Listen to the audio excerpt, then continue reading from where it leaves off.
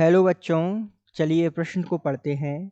CO अर्थात carbon monoxide gas के कारण मृत्यु हो जाती है क्योंकि ये शरीर में CO2 अर्थात कार्बन डाइऑक्साइड गैस में बदल जाती है। तो आइए सर्वप्रथम इस प्रश्न की मुख्य अवधारणा को समझते हुए हम इस प्रश्न को हल करते हैं।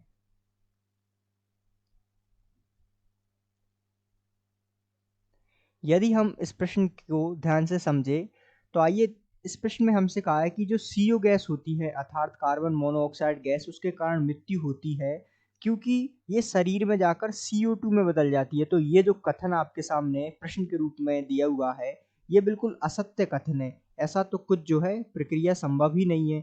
यदि हम इस प्रश्न के सत्य कथन की चर्चा करें अर्थात CO गैस के कारण जो है मनुष्य की मृत्यु क्यों हो जाती है, तो मुख्य अवधारणा के रूप में हम उस बात की विस्तार से चर्चा करते हैं। तो जैसा कि हम जानते हैं कि जो कार्बन मोनोऑक्साइड होती है, वो शरीर में जो रक्त कोशिकाओं में उपस्थित हीमोग्लोबिन होता है,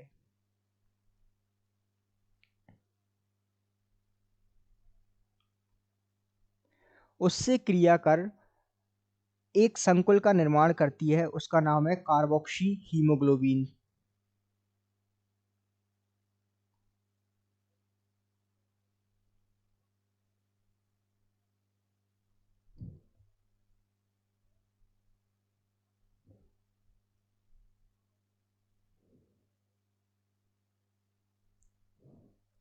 तो इस कारण से जो है, इसके बनने से अर्थात कार्बोक्सी हीमोग्लोबिन बनने से ये जो है बहुत ही हानिकारक होता है। तो इसके बनने से जो है मनुष्य की मृत्यु हो जाती है, ना कि CO2 अर्थात कार्बन डाइऑक्साइड में बदलने से।